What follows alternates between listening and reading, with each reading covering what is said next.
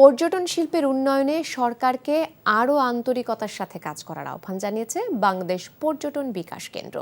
রাজধানীর মগবাজারে পর্যটন শিল্প নিয়ে এক আলোচনা সভা ও ইফতার মাহফিল অনুষ্ঠানে এই দাবি তুলে ধরা হয়।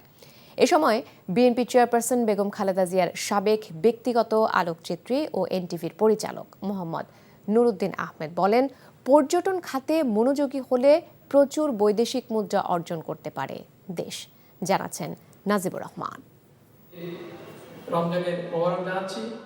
দেশের পর্যটন শিল্পকে কিভাবে আরো গতিশীল ও শক্তিশালী করা যায় তা নিয়ে রাজধানীর একটি হোটেলে আলোচনা সভার আয়োজন করে বাংলাদেশ পর্যটন বিকাশ কেন্দ্র ও global aviation and tourism journalist association.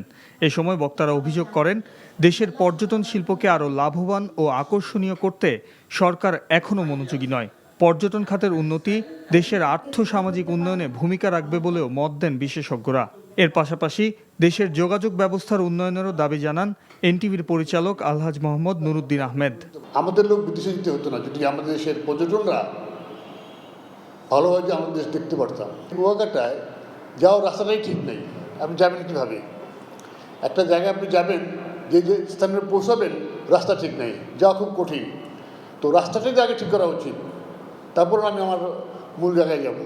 আসলে রাস্তাও ঠিক করে না সরকার, যতই কথা বলুক আসলে সরকার যদি নজর না দেয়, আমি মনে করি যৌথভাবে না করলে এটা সমাধান বের করানো যাবে না। এই পর্যটনকে দেশি বিদেশে সবার কাছে একটা আকর্ষণীয় বিষয় হিসাবে যদি আমরা তুলে ধরতে পারি, তাহলে দেশেরও উন্নয়ন হবে, মানুষেরও উন্নয়ন হবে, মান উন্নয়ন হবে এবং সরকারকেও আমরা সাহায্য করতে পারব। পরে দেশের শিল্প সাহিত্যে অসামান্য অবদান রাখায় গণমাধ্যম কর্মী, সামাজিক ও সাংস্কৃতিক ব্যক্তিত্বদের হাতে পুরস্কার তুলে দেন অতিথিরা। বাংলাদেশের পর্যটন খাতের বিকাশে সর্বস্তরের মানুষকে কাজ করার তাগিদও দেন বক্তারা। Najibur Rahman, NTV news, Dhaka. এই ঈদে জামা জুতো অ্যাক্সেসরিজের ডিসকাউন্ট।